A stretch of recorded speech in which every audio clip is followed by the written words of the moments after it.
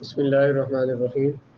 معول کی مثالیں دے رہے تھے، تو یہ دو مثالیں دی ہیں، اگرچہ اتنی زیادہ معول کے ساتھ ملتی تو نہیں ہے۔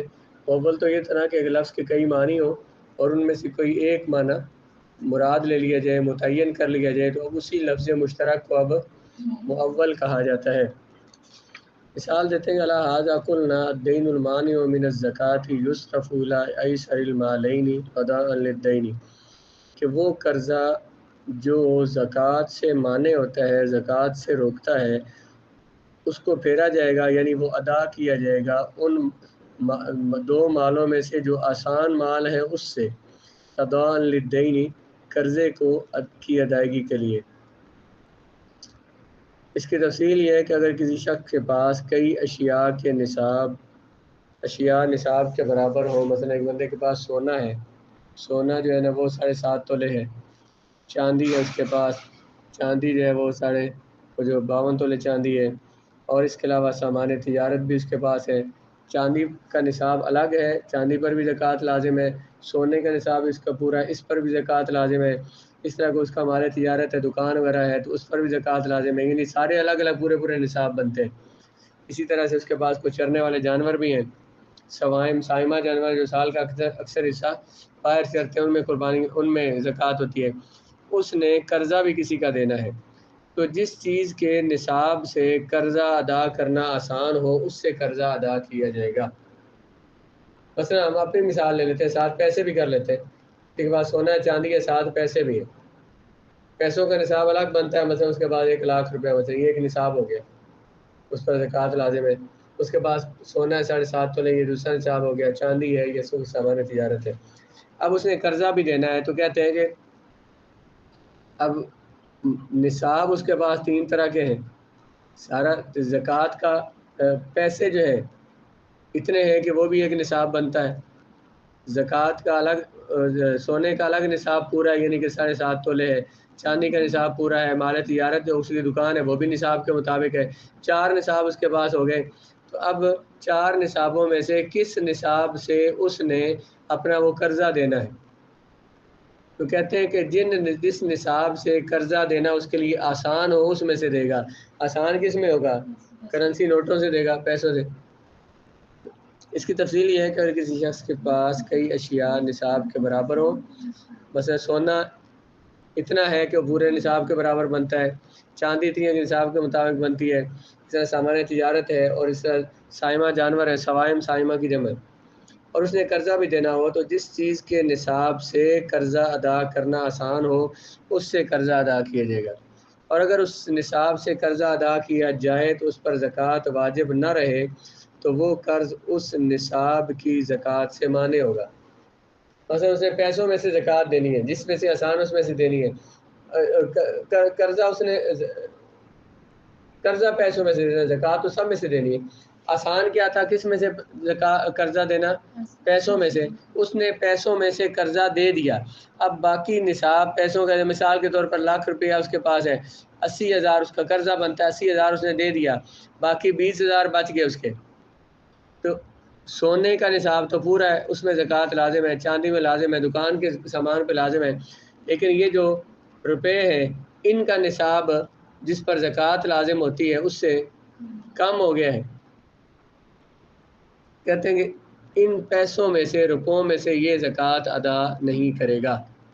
جس میں سے اس نے قرضہ نکالا ہے، قرضہ نکال کے جو باقی مال بچا ہے وہ نصاب سے کم رہ گیا ہے، تو اس پر اس جنس کی، یعنی جو کرنسی ہے اس کی، اس پر زکوٰۃ لازم نہیں ہوگی۔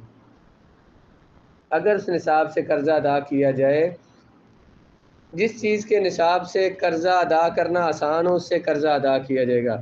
اگر اس نصاب سے قرضہ ادا کیا جائے تو اس پر زکوٰۃ واجب نہ رہے تو وہ قرض اس نصاب کی زکوٰۃ سے روک دے گا، اس قرض کی وجہ سے اس نصاب پر زکوٰۃ اس پر لازم نہیں ہوگی، کیونکہ پیسے تھوڑے رہ گئے، جو جس سے قرض ادا کرنا آسان ہو، اور بقیہ اشیاء کے نصابوں سے وہ زکوٰۃ ادا کرے گا، یعنی سونے سے، چاندی سے، مال تجارت سے۔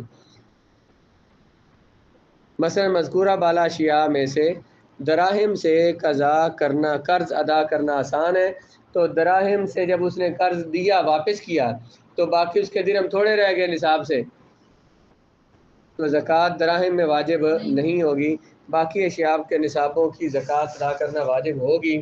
اور یہ جو ہم نے کہا ہے کہ یہ باقیوں کی زکوٰۃ ادا کرے گا، اسے ایک کی نہیں کرے گا، تو کہتے ہیں کہ ہم نے نصاب 4 طرح کے تھے، تو نصاب میں سے ایک نصاب ہم نے متعین کر لیا۔ نصاب شرعی نصاب جو ہے زکوٰۃ کا، یہ ایک لفظ مشترک ہے، پیسوں پر بھی بولا جاتا تھا، سونے پر بھی نصاب بولا جا سکتا تھا، چاندی پر بھی، مال تجارت پر بھی۔ تو مشترک کے معنی میں سے اس کو انہوں نے ویسے اس طرح سے مشترک بنتا تو اس طرح سے نہیں ہے جس طرح پیچھے ہم نے مثالیں پڑھی ہیں ایک لفظ کو لے کر۔ یہاں مشترک کس اعتبار سے بنتا ہے بھلا؟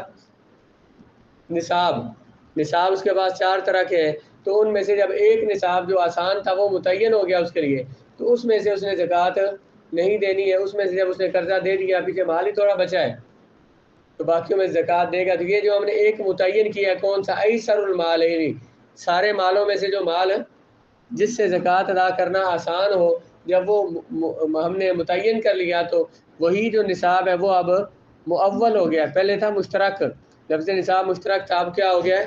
مؤول، کہ ہم نے ایک مخصوص نصاب اس سے مراد لے لیا ہے۔ وفر محمد علی ھذا وقال فقال اذا تزوج امرأة على نصاب ولو نصاب من الغنم ونصاب من الدراهم يصرف الدين الى الدراهم۔ کسی بندے نے شادی کی عورت کے ساتھ ایک نصاب کی شرط پر، اس نے اسے کہا کہ میں تجھے مہر میں ایک نصاب دوں گا۔ نصاب سے مراد کیا؟ زکوٰۃ کا نصاب، جس پر زکوٰۃ لازم ہوتی ہے۔ اتنے پیسے تجھے مہر دوں گا جو کہ زکوٰۃ کا نصاب بنتا ہے، جس میں مال پر زکوٰۃ لازم ہوتی ہے، 1,20,000 تقریباً۔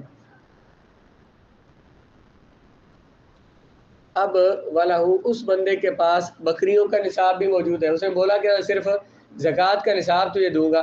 اب بکریاں اس کے پاس اتنی ہیں کہ زکوٰۃ کا نصاب پورا ہے، اور اسی کے پاس درہم بھی اتنے ہیں کہ نصاب پورا ہو سکتا ہے ان میں سے۔ تو وہ جو یصرف الدین الی الدراہم، یہ جو اس نے قرضہ دینا ہے نا، قرضہ کون سا؟ بیوی کو جو مہر دینا ہے، یہ دراہم کی طرف پھیرا جائے گا، مطلب اسے مہر وہ درہموں سے دے گا۔ حتی لو حال علیہم الحول تجب الزکوۃ عندہ، اگر اس پر سال گزر گیا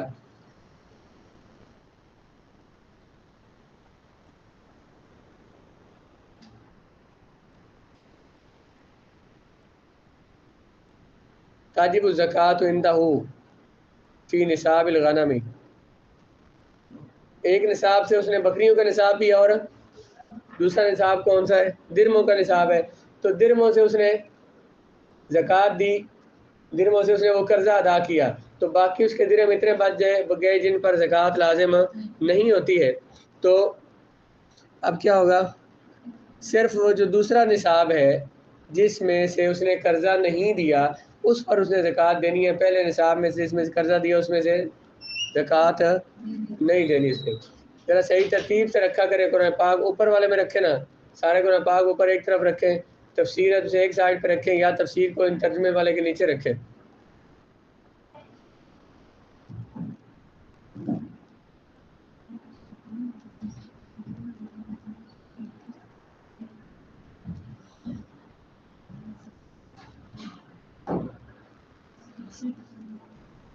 کیا اس میں سے جو آسان ہے جس میں سے مہر ادا کرنا، اس میں سے مہر ادا کرے گا۔ جب مہر ادا کر دیا بیوی کو، اب وہ اس مال میں، اس نصاب میں وہ صاحب نصاب نہیں رہا، اس پر زکوٰۃ لازم نہیں ہوتی۔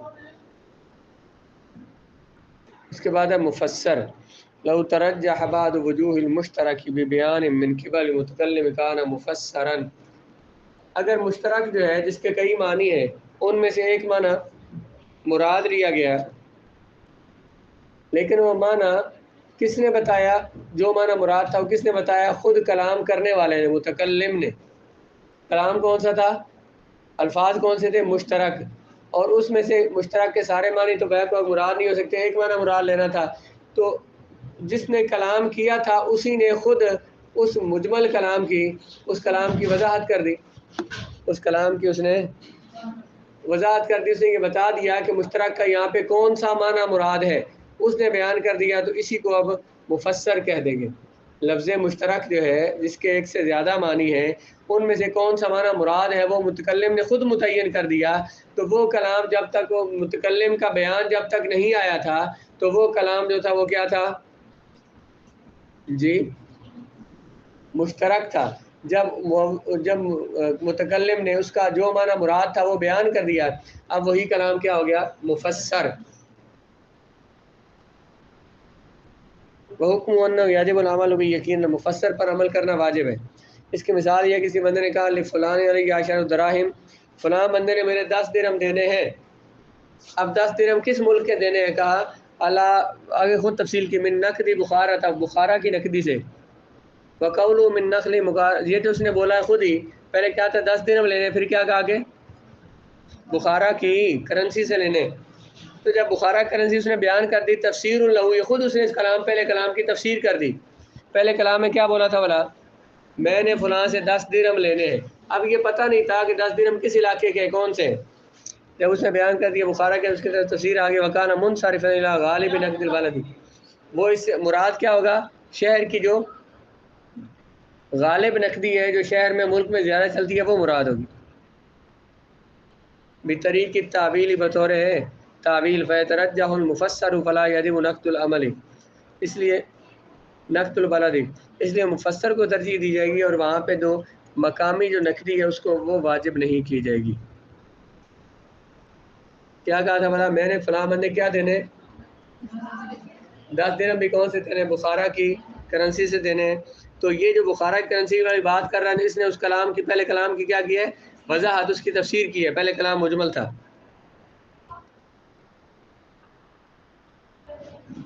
جب مشترک کے معنی میں سے کسی ایک معنی کو متعین کر لیا جائے تو مفسر ہو جاتا ہے یا مؤول ہو جاتا ہے، تو اس لیے اس معنی کو ماننا اب ضروری ہوتا ہے، اس معنی پر عمل کرنا ضروری ہو جاتا ہے۔